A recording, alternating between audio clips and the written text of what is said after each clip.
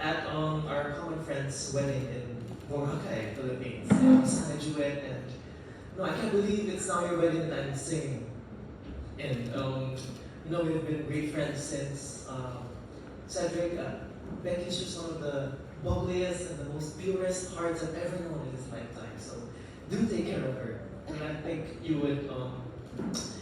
I'm really so nervous right now. It's an absolute pleasure just flying over here and singing for you guys and celebrating with you. I just can't believe this is happening. This is so surreal right now to me.